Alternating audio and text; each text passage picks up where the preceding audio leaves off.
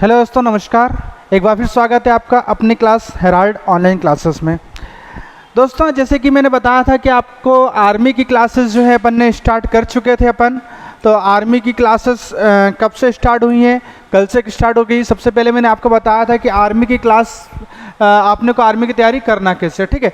तो कुछ बेसिक चीज़ें जो होती हैं कि आर्मी की तैयारी में क्या होता है, फिजिकल पहले होता है, मेडिकल होता है, फिर उसका पेपर कैसे होता है, कितने नंबर का होता है, पेपर में क्या क्या पूछा जाता है, कौन कौन से सब्जेक्ट पूछे जाते हैं, कितने कितने नंबर के पूछे जाते हैं, ये सारी चीज़ें जो बेसिक जानकारी है वो मैं कल दे चुका था। और अगर आपने कल का वीडियो नहीं देखा है तो आप डिस्क्रिप्शन में लिंक दी हुई है कल के वीडियो की, वहाँ जाकर के कल का वीडियो आप चेक कर सकते हैं, ठीक है। आज अपन शुरुआत करने वाले हैं पहली क्लास अपनी आर्मी के पेपर में।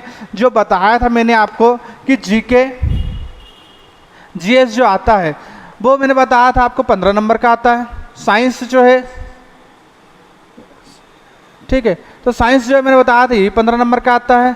मैथ्स और रीजनिंग जो है ये टोटल मैंने बताया था 20 नंबर का आता है, ठीक है ना। तो अपन शुरू करने वाले हैं क्या, जीके क्लास, ठीक है ना। तो चलिए जल्दी से अपन शुरुआत करते हैं अपन सबसे पहले जीके की। तो देखिए, आज जीके में अपन जो पढ़ने वाले हैं वो पहली क्लास रहेगी, और ये क्लास जो रहेगी अपनी वो रहेगी भारतीय इतिहास की, ठीक है। पहली क्लास जो रहेगी वो रहेगी अपनी कौन सी, भारतीय इतिहास की। देखो, पूरा बेसिक से पढ़ाने वाला हूँ मैं, जीरो से पढ़ाने वाला हूँ।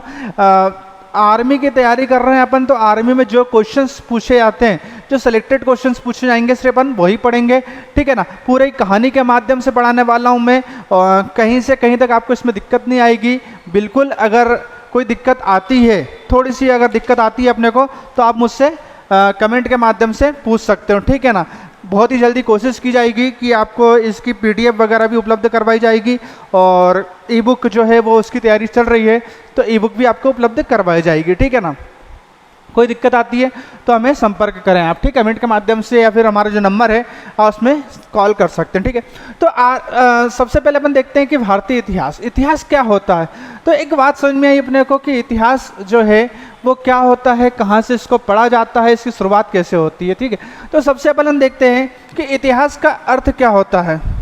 तो इतिहास शब्द जो है वो दो शब्दों से मिलकर बना है। दो शब्द होते हैं अपने, इति धन हास इजिकल टू इतिहास। इतिहास जो है वो दो शब्दों से मिलकर बना है, इति धन हास, दो शब्दों से मिलकर बना है। इति धन हास, इतिहास का मतलब होता, इति धन हास का मतलब होता है इतिहास। इतिहास का मतलब होता है बीता हुआ या बीते हुए समय का अध्ययन, ठीक है। इतिहास दो शब्दों से मिलकर बना था, इति धन हास। इतिहास का अर्थ होता है बीते हुए समय का अध्ययन। देखो दोस्तों, जितना भी समय बीत गया है आज से, जैसे कि अपन ने कल की क्लास देखी थी आर्मी की तैयारी कैसे करें, कौन कौन से प्रश्न पूछे जाते हैं, तो जो जो पुरानी क्लासेस हैं जैसे जैसे निकलते जाएंगी ये भी क्या बन जाएगा, इतिहास। जैसे कि आज तुम रनिंग की तैयारी कर रहे हो, फिजिकल की तैयारी कर रहे हो, ठीक है। जब तुम्हारा सिलेक्शन हो जाएगा आर्मी में, तुम पोस्ट में ज्वाइन कर लोगे, तब बोलोगे यार हम ऐसे तैयारी करा करते थे, हम ऐसे रनिंग करा करते थे, ऐसे पढ़ा करते थे। तो ये क्या बन गया, एक इतिहास। मतलब जो भी समय आज से पहले का गुजर चुका है उसको अपन क्या बोलते हैं, इतिहास बोलते हैं, यानी बीते हुए समय का अध्ययन करना। कितना समय बीत गया है, कितना समय बीत गया भाई। क्वेश्चन है अपना कि अपन ने पढ़ा कि इतिहास मतलब बीता हुआ समय का अध्ययन करना, तो कितना समय बीत गया, कितना पढ़ना पड़ेगा अपने को, तो कितना समय बीत गया है। तो इसका जवाब मिलता है कि जब से पृथ्वी का जन्म हुआ, पृथ्वी का जन्म, ठीक है। अपने को एक आंसर मिला कि भाई इतिहास का मतलब होता है बीते हुए समय का अध्ययन करना, तो कितना समय बीत गया, तो जब से पृथ्वी का जन्म हुआ है तब से अपन इतिहास की शुरुआत करेंगे, ठीक है दोस्तों। तो अब मैं बता देता हूं अपन इसमें, देखिए पृथ्वी का जन्म जो है, पृथ्वी का जन्म आज से लगभग 4.8 अरब वर्ष पूर्व हुआ है, ठीक है। पृथ्वी का जन्म जो है आज से लगभग कितना 4.8 अरब वर्ष पूर्व माना गया है। ऐसा माना गया है कि आज से 4.8 अरब वर्ष पूर्व पृथ्वी का जन्म हुआ। जब पृथ्वी का जन्म हुआ तब उस समय पृथ्वी आज की तुलना में भिन्न थी। आज अपन देखते हैं कि पृथ्वी पर अपने को 5 महासागर, ठीक है, आज अपन देखते हैं कि अपने को महासागर और महाद्वीप,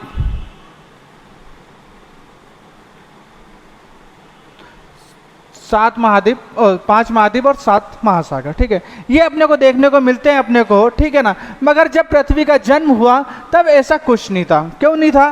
क्योंकि जब पृथ्वी का जन्म हुआ तब अपने को यहाँ पर सिर्फ और सिर्फ एक महासागर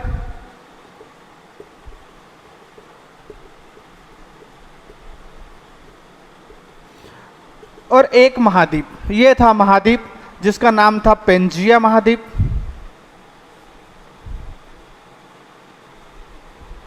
और एक महासागर था जिसका नाम था पैंथालासा। ठीक है दोस्तों, जब पृथ्वी का जन्म हुआ, जब आज की तुलना से पृथ्वी भिन्न थी, अभी वर्तमान में अपने को 7 सागर और 5 महाद्वीप देखने को मिलते हैं, मगर पहले की तुलना से भिन्न है। पहले अपने को एक महाद्वीप और एक महासागर मिलता था। जो महाद्वीप था उसका नाम था पेंजिया महाद्वीप और जो महासागर था उसका नाम था पैंथालासा महासागर। तो एक महासागर और एक महाद्वीप मिलता था। मगर क्वेश्चन आता है अपने को कि अब ये एक से इतने कैसे हो गए, 7 5 12, ये इतने कैसे हो गए? पहले 2 थे, एक महाद्वीप एक महासागर, तब ये 12 कैसे हो गए? ठीक है ना। तो जब अपन भूगोल पढ़ते हैं तब अपने को समझ में आता है कि पृथ्वी जो है वो 26 चट्टानों से मिलके बनी है। कितनी चट्टानों से? 26 चट्टान। टोटल इसमें 26 चट्टानें हैं जो पूरी पृथ्वी को समा के रखा है, जिसमें से 6 बड़ी चट्टानें हैं और 20 छोटी चट्टानें हैं। ठीक है, ये 26 चट्टानों पे पूरी पृथ्वी है। तो ये जब चट्टानें आपस में सरकती हैं तब इससे ही महाद्वीप और महासागर का निर्माण होता है। ठीक है ना। तो अपने को समझ में आया कि भैया पृथ्वी का जन्म आज से 4.8 अरब वर्ष पूर्व हुआ। पृथ्वी के जन्म के समय एक ही महाद्वीप और एक ही महासागर हुआ करता था। ये पूरी पृथ्वी कितनी चट्टानों पर है? 26 चट्टानों पर है, जिसमें 6 बड़ी चट्टानें और 20 छोटी चट्टानें हैं। और जब इससे ये निर्माण होता है तो इसी को अपन प्लेट विवर्तनी के सिद्धांत के नाम से जानते हैं। ठीक है, तो अब ये अपने को समझ में आ गया है कि पृथ्वी का जन्म हुआ सबसे पहले 4.8 अरब वर्ष पूर्व। फिर उसके बाद ऐसा माना जाता है कि पृथ्वी का जन्म, देखिए अभी थोड़ा सा शॉर्टकट में बता रहा हूँ। क्यों? क्योंकि अपन भूगोल नहीं पढ़ रहे हैं, इसलिए शॉर्टकट में बता रहा हूँ। क्योंकि वो अपन भूगोल पढ़ रहे हैं क्या? नहीं, अभी अपन क्या पढ़ रहे हैं? इतिहास पढ़ रहे हैं। तो इसलिए मैंने पृथ्वी का जन्म शॉर्टकट में बता दिया है। अभी देखो, पृथ्वी का जन्म किया अपन ने। पृथ्वी का जन्म, जब पृथ्वी का जन्म हो गया है तो ऐसा माना जाता है कि सबसे पहले जीव की उत्पत्ति जो है, ठीक है, जो सबसे पहले जीव की उत्पत्ति हुई थी वो समुद्र से मानी गई है। ठीक, ऐसा माना गया है कि पृथ्वी के जन्म के बाद जीव की उत्पत्ति हुई। कहाँ से हुई? समुद्र से।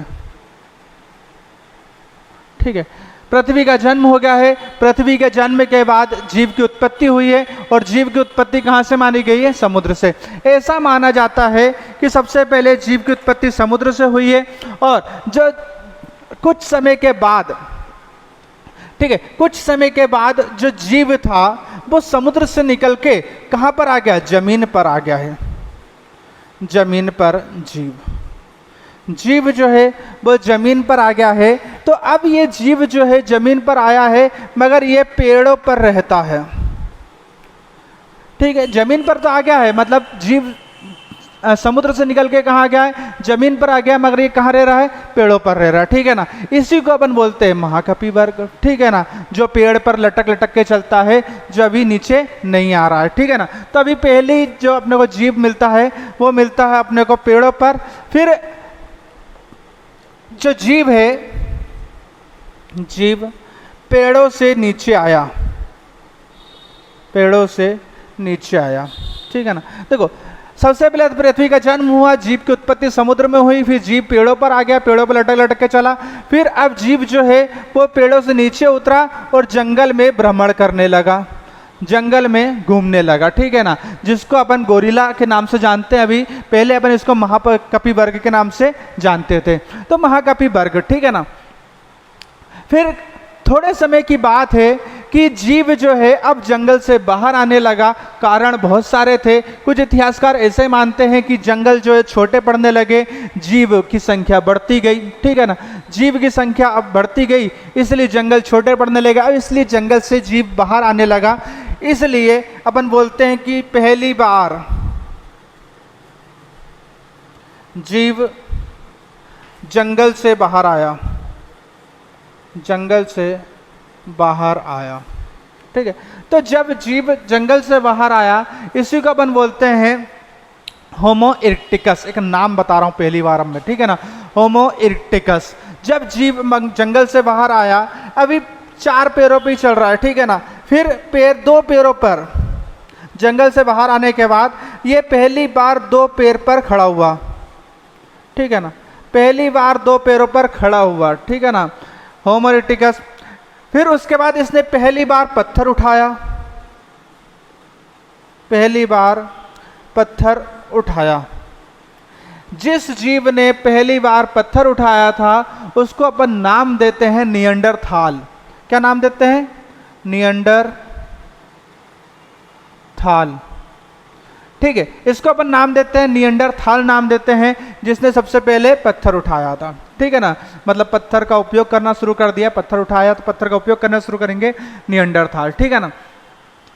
फिर मानव जो है पत्थर उठाने के बाद वर्तमान मानव की ओर आने लगा, तो फिर अपन उसको नाम देते हैं कि वर्तमान मानव, जिसको अपन बोलते हैं होमो सेपियंस।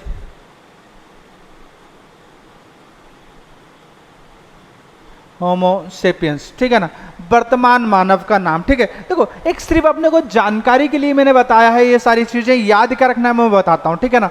सबसे पहले जानकारी के लिए बताया कि पृथ्वी का जन्म हुआ, जीव की उत्पत्ति कहाँ से मानी गई? समुद्र से। जमीन पर जीव आया, सबसे पहले कहाँ रहना शुरू किया? पेड़ों पर।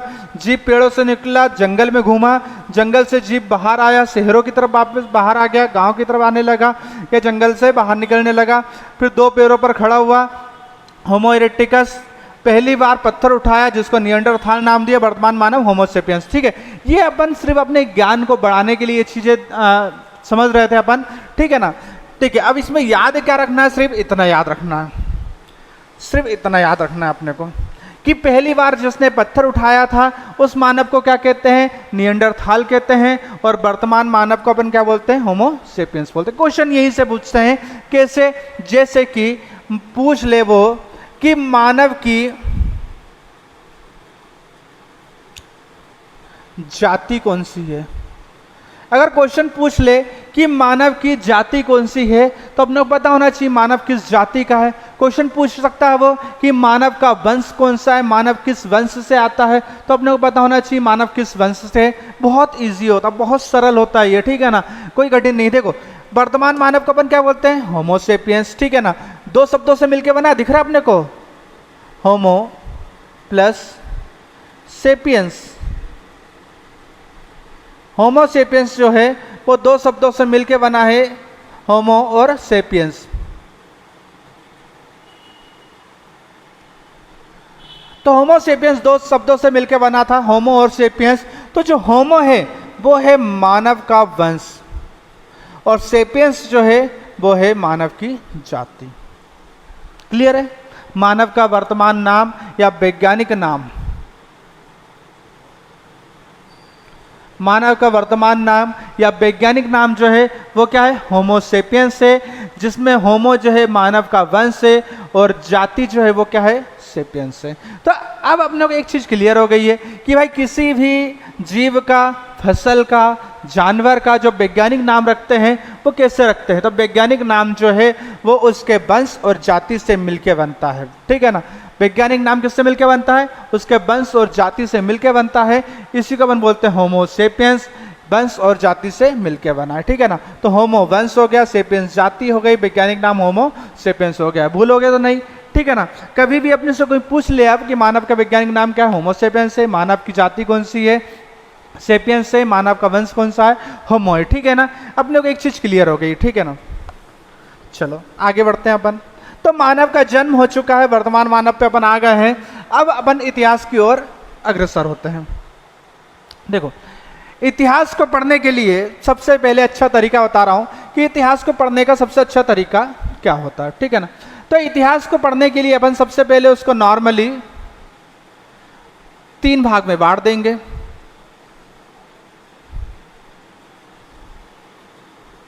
देखना कवर हो रहा है ये पूरा, दिव्यांशु दिव्यांशु देखना कवर हो रहा है ये, यहां से वहां तक दिख रहा है।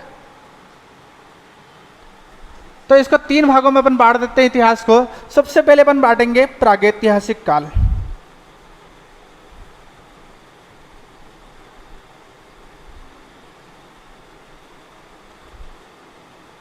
सबसे पहले इतिहास को अपन कौन से भाग में बांटेंगे, थोड़ा बड़ा लिख देता हूं दिखेगा, प्रागैतिहासिक काल। दूसरा बांट देते हैं अपन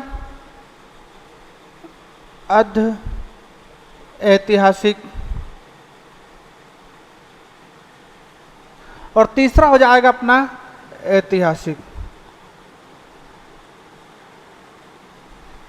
तो अपन ने इतिहास को समझने के लिए, बहुत आसान बनाने के लिए, बहुत अच्छे तरीके से पढ़ने के लिए 3 भागों में बांट दिया। कौन कौन से 3 भाग हो गए, प्रागैतिहासिक काल, अर्ध ऐतिहासिक काल और ऐतिहासिक काल। अर्ध ऐतिहासिक काल में अपने को क्या पढ़ना है, थोड़ा सा वो देख लेते हैं अपन। तो अर्ध ऐतिहासिक में अपन जो पढ़ेंगे वो होता है सबसे पहले पूरा पाषाण काल। पूरा पाषाण काल। दूसरा होता है मध्य पाषाण काल। और तीसरा होता है जिसको बोलते हैं अपन नव पाषाण काल। प्रागैतिहासिक काल को 3 भागों में बांटा, पूरा पाषाण काल, मध्य पाषाण काल, नव पाषाण काल। ऐतिहासिक काल को 2 भागों में बांट देंगे अपन। पहला भाग होता है अपना सिंधु सभ्यता, और दूसरा होता है वैदिक सभ्यता। ठीक है, ऐतिहासिक काल को अपन इसको नहीं बांट पाएंगे क्योंकि ये जो होता है वो शुरू होता है महाजनपद काल। चलो इसको 3 भागों में बांट देते हैं। 3 भाग कौन कौन से बांट सकते हैं अपन, प्राचीन इतिहास,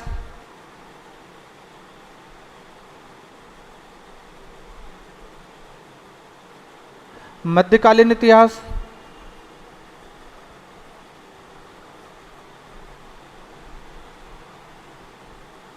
और आधुनिक इतिहास।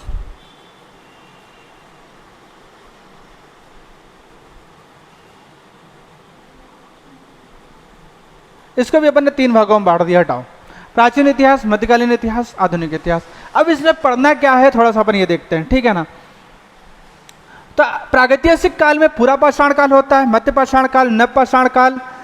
आद्य ऐतिहासिक काल में सिंधु सभ्यता, वैदिक सभ्यता, और ऐतिहासिक काल को प्राचीन इतिहास, मध्यकालीन इतिहास और आधुनिक इतिहास में बांटा गया। क्यों बांटा है, कारण भी पता होना चाहिए अपने को कि ऐसे हवा में काम चल रहा है कि मन हुआ बांट दिया। ठीक है, ऐसा नहीं है। हर किसी भी विषय के पीछे कारण होता है, ठोस कारण होता है। तो इतिहास को अपन ने इस 3 भागों में बांटा और उसके बाद 3 भागों को अपन ने इतने भागों में बांट दिया।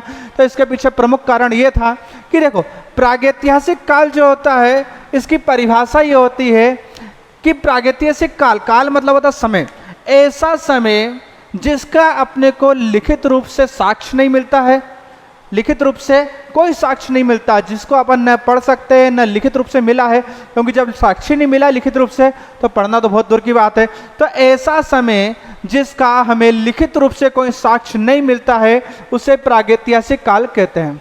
परिभाषा समझ में आ रही है कि ऐसा समय जिसका हमें लिखित रूप से कोई साक्ष्य नहीं मिलता है उसे हम क्या कहते हैं, प्रागैतिहासिक काल कहते हैं। प्रागैतिहासिक काल में 3 भाग होते हैं, पूरा पाषाण काल, मध्य पाषाण काल और नव पाषाण काल। अगर अपन बात करें तो पूरा पाषाण काल को भी 3 भागों में बांटा जा सकता है। कौन कौन से 3 भाग होते हैं थोड़ा सा वो देख लेते हैं अपन, यहीं पे थोड़ा सा मैं बताता हूं। पहला होता है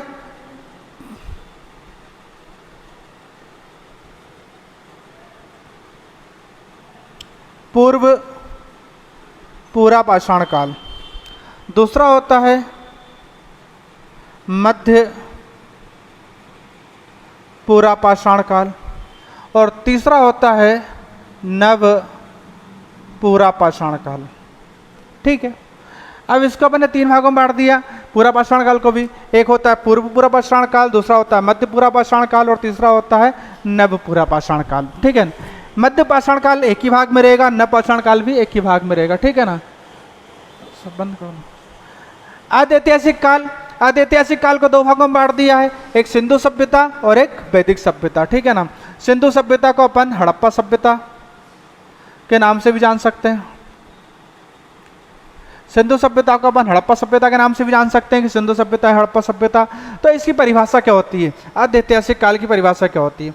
आद्यऐतिहासिक काल का मतलब ये होता है कि ऐसा समय जिससे कि हमें लिखित रूप से जानकारी मिलती है, ऐसा समय जिसकी हमें लिखित रूप से जानकारी मिलती है मगर इसे पढ़ा नहीं जा सकता, कोई विशेष रूप से इसके कोई साक्ष्य नहीं मिलते हैं, कुछ भाषाएं मिली हैं जिसके बारे में पढ़ा जा सकता है, मगर ऐसा समय जिसके बारे में हमें लिखित रूप से जानकारी मिलने लगी थी उसको अपन आद्यऐतिहासिक काल कहते हैं। 2 भाग में अपन ने इसको बांट दिया। ऐतिहासिक काल वह समय जिसके बारे में लिखित रूप से जानकारी मिलती है, जिसको लिखा भी जा सकता है, पढ़ा भी जा सकता है, सब कुछ किया जा सकता है, उसको अपन क्या बोलते हैं, ऐतिहासिक काल। इसको अपन ने 3 भागों में बांट दिया, प्राचीन इतिहास, मध्यकालीन इतिहास, आधुनिक इतिहास। और अगर पीएससी का एग्जाम देने जा रहे हो तो एक और हो सकता है इसमें गांधी युग, एक और नया जोड़ देंगे अपन, वो क्या होगा, गांधी युग होगा। ठीक है, तो इस प्रकार से अपन इसको बांट सकते हैं। ठीक है, चलिए अब बात करते हैं अपन पूरा पाषाण काल की, कि पूरा पाषाण काल होता क्या है। तो पूरा पाषाण काल का मतलब ये होता है कि नाम से पता लग रहा है, पूरा मतलब सबसे पुराना, पाषाण मतलब पत्थर और काल मतलब समय।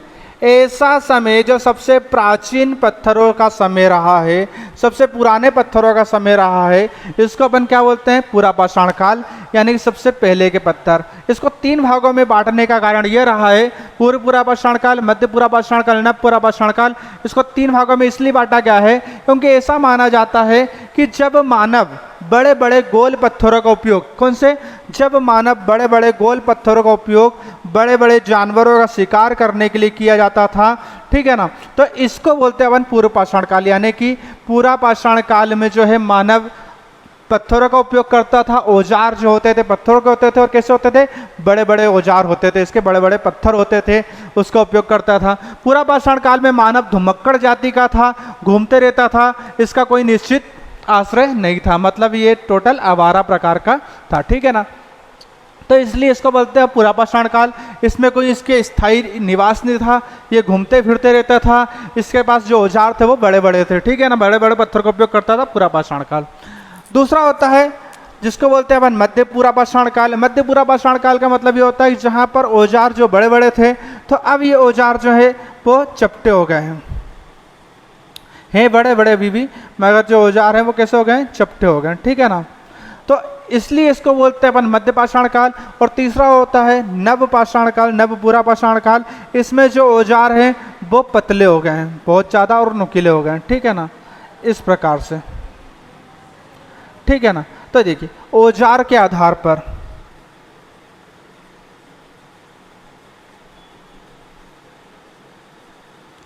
औजार के आधार पर अपन ने इसको बांटा है। ठीक है ना, तो औजार के आधार पर पूर्व पूरा पाषाण काल बड़े बड़े औजार थे, उसके हथियार थे पत्थरों के। मध्य पाषाण काल थोड़े छोटे हो गए, चपटे हो गए हैं।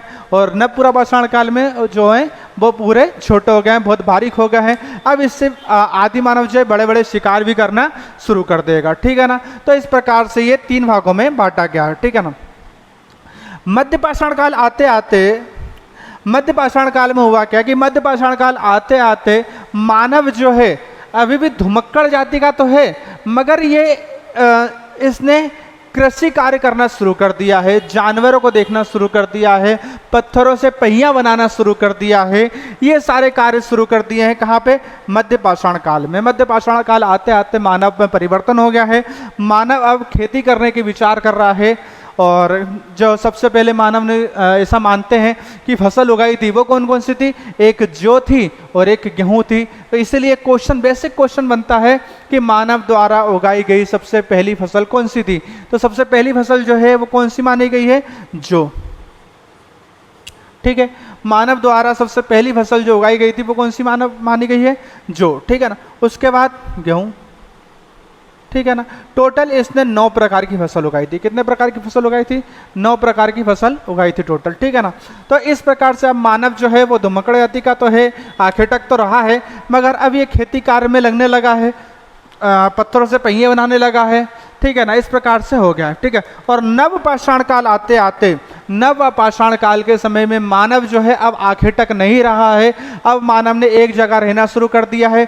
मानव एक जगह स्थायी निवास करने लगा है, गुफाओं में रहने लगा है, कंदराओं में रहने लगा है, तो स्थायी निवास कर लिया। कृषि कार्य का इसको पूर्ण ज्ञान हो चुका है, आग का आविष्कार कर चुका है। अब मानव जो है वो जानवरों का शिकार करता है तो भोजन को पका के खाने लगा है। ठीक है, अब ये कच्चा भोजन नहीं करता है, अब ये कच्चा मांस नहीं खाता है, पका के खाने लगा। ठीक है ना, अब मानव जो है वो मांस को लंबे समय तक सुरक्षित रखने के लिए किसका उपयोग करने लगा है? मसाले का उपयोग करने लगा है। ठीक है ना, क्योंकि मांस जो है वो अगर मान लो कि आज मर गया है तो कल उसमें बदबू आने लगेगी, कोई खाएगा क्या? नहीं खाएगा। तो उसको सुरक्षित रखना पड़ेगा, और सुरक्षित रखने के लिए किसका सहायता लेगा? वो मसाले के लिए लेगा। क्योंकि देखो एक बेसिक सी चीज़ें हैं यार, कि जैसे कि अपन देखते हैं घर पे, तो घर पे अपन एक केरी लाते हैं, आम, कच्चा आम केरी लाते हैं, उसको काटते हैं तो उसको रखते हैं अपन। ठीक है ना, तो एक दिन रखे रहेगी, 2 दिन रखे रहेगी, उसके बाद वो खराब हो जाएगी। ठीक है ना, मगर वही केरी को जब अपन काटते हैं और उसमें मसाला, नमक, मिर्ची, तेल और बहुत सारे मसाले मिला कर रख देते हैं, इसको अचार बना लेते हैं अपन, तो वो साल भर 2 साल तक रखे रहता है। ठीक है ना, तो जब एक केरी वही थी जिसको अपन ने बेसी रखा, खराब हो गई, मगर उसी केरी को अपन ने अचार बना के रख दिया, मसाले मिला के रख दिया, लंबे समय तक रखता। ठीक है ना, तो इसीलिए अपन मसाले का उपयोग करते थे आदि मानव। क्यों? क्योंकि मांस को सुरक्षित रखने के लिए। ठीक है ना, तो अब मानव जो है कृषि कार्य में लग गया है। कौन कौन सी कृषि करने लगा ये सब उन्हें बाद में पता लगी। तो कृषि कार्य लग गया है, खेती करना शुरू कर दिया है, जानवर पालना शुरू कर दिया है। तो जानवर सबसे पहले जो पाला था, सबसे पहले पालतू पशु जो था वो कुत्ता था। ठीक है ना, मानव द्वारा सबसे पहले पालतू पशु कुत्ता बनाया गया है। फिर उसके बाद नव पाषाण के बाद एक और अपन जोड़ सकते हैं जिसको अपन बोलते हैं ताम्र पाषाण काल। ठीक है, ताम्र पाषाण काल इसलिए बोलते हैं अपन इसको क्योंकि ऐसा माना जाता है कि मानव जो है वो तांबे का उपयोग करना सीख गया था। तांबे की खोज कर ली थी इसने, इसलिए बोलते हैं ना कि तांबे की खोज सबसे पहले कहाँ हुई थी? भारत में हुई थी। ठीक है, तो मानव ने तांबे की खोज कर ली है, तांबे के उपयोग करना शुरू कर दिया है, और मानव द्वारा सबसे पहला जो हथियार बनाया गया है वो तांबे की कुल्हाड़ी थी। कौन सी थी? तांबे की कुल्हाड़ी थी। ठीक है, मानव द्वारा निर्मित सबसे पहला हथियार जो है तांबे की कुल्हाड़ी। देखो अब बेसिक से क्वेश्चन समझ में आ रहा है अपने को। कैसे? पहला क्वेश्चन बनता है कि इतिहास पाषाण काल को कितने भागों में बांटा गया है? 3 भागों में। नाम पता आपने को? पूरा पाषाण काल, मध्य पाषाण काल, नव पाषाण काल। ठीक है ना, पूरा पाषाण काल कितने भागों में बांटा गया? 3 भागों में। पूर्व पूरा पाषाण काल, मध्य पूरा पाषाण काल, नव पाषाण काल। मानव द्वारा सबसे पहले कौन सी प्रकार की फसल उगाई गई थी? बेसिक क्वेश्चन बता रहा हूँ। ठीक है, जौ की। दूसरे नंबर पे कौन सी है? गेहूं की। तीसरा क्वेश्चन बनता है मानव द्वारा सबसे पहले किस जानवर को पालतू पशु बनाया गया था? तो अपने को आंसर मिल गया, कुत्ता। चौथा क्वेश्चन अपने पास आ जाता है कि मानव द्वारा सबसे पहले कौन से औजार की खोज की गई थी? कुल्हाड़ी। ठीक है ना, कुल्हाड़ी की खोज की गई थी। पांचवा क्वेश्चन बनता है सबसे पहले मानव ने कुल्हाड़ी बनाई थी वो किस धातु की बनी हुई थी? अपने को पता है कि तांबे की बनी हुई थी। ठीक है, छठवां क्वेश्चन बन जाता है कि मानव ने आग का आविष्कार कब किया था? तो अपने को पता है कि कब किया था? नवपाषाण काल में। मानव द्वारा कृषि कार्य कब शुरू किए गए थे? मध्यपाषाण काल में। मानव द्वारा पत्थरों का उपयोग, पहिए का आविष्कार कब किया गया था? तो इस प्रकार से जो है 8 से 10 क्वेश्चन जो एग्जाम में आईएमपी क्वेश्चन, बेसिक क्वेश्चन जो बनते हैं वो यहीं से निकल के आ रहे हैं। मैं इसलिए बेसिक क्वेश्चन की बात कर रहा हूँ। अगर थोड़ा डीप में जाएंगे पीएससी लायक तो वो अभी अपने कोई काम का नहीं। क्यों? क्योंकि अभी अपन जो तैयारी कर रहे हैं वो कौन सी तैयारी कर रहे हैं अपन? आर्मी की, ठीक है ना। तो आर्मी लेवल पे जो क्वेश्चंस बनते हैं मैं वही क्वेश्चंस की तैयारी करवा रहा हूँ और वही क्वेश्चंस अभी अपन पूरे कंप्लीट कर रहे हैं, ठीक है ना। तो आज के लिए अपना इतना ही काफ़ी है। कल की क्लास अपन फिर देखेंगे। कल की क्लास में अपन पढ़ेंगे सिंधु सभ्यता और वैदिक सभ्यता, ठीक है ना। आदिऐतिहासिक काल, ठीक है। एक बार फिर से इसकी जानकारी रखना अपने को कि प्रागैतिहासिक काल मतलब जिसकी जानकारी लिखित रूप से नहीं मिलती, जिसको पढ़ा नहीं जा सकता। आदिऐतिहासिक काल मतलब जिसकी जानकारी लिखित रूप से मिलती है, जिसको पढ़ा जा सकता है। और ऐतिहासिक काल जिसकी जानकारी हमें लिखित रूप से और पढ़े लिखे मतलब पढ़ भी सकते हैं और लिख भी सकते हैं, ठीक है ना। आदिऐतिहासिक काल में प्राचीन इतिहास मतलब प्राचीन सभ्यता थी अपनी। महाजनपद काल, हर्यक वंश जो है, मौर्य वंश जो है, वो सारे वंश इसी में आते हैं। मध्यकालीन इतिहास मतलब जो है मुगल काल तक, मतलब दिल्ली सल्तनत से लेकर मुगल काल तक। और आधुनिक इतिहास मतलब जो अंग्रेज वगैरह आते हैं वो, ठीक है। और देश आज़ाद होता है। गांधी युग मतलब जब अपना देश आज़ाद होने वाला होता है तब, ठीक है ना। तो इतिहास आज अपन ने परिचय देखा, पाषाण काल देखा पूरा। कल की क्लास में अपन देखेंगे आदिऐतिहासिक काल, जिसमें अपने को पढ़ने को मिलेगा सिंधु सभ्यता, हड़प्पा सभ्यता और वैदिक सभ्यता। वीडियो अच्छा लगा हो तो वीडियो को लाइक शेयर सब्सक्राइब जरूर करें और चैनल पर नए हैं तो सब्सक्राइब जरूर करें और हमारे साथ जुड़े रहें ताकि आपकी आर्मी की तैयारी बहुत अच्छे से करवा पाएँ। क्योंकि अभी तक आर्मी स्पेशल कोई क्लासेस नहीं चला रहा है, हम पहली बार आए हैं आर्मी स्पेशल क्लासेस लेकर आपके लिए। धन्यवाद। जय हिंद, जय भारत।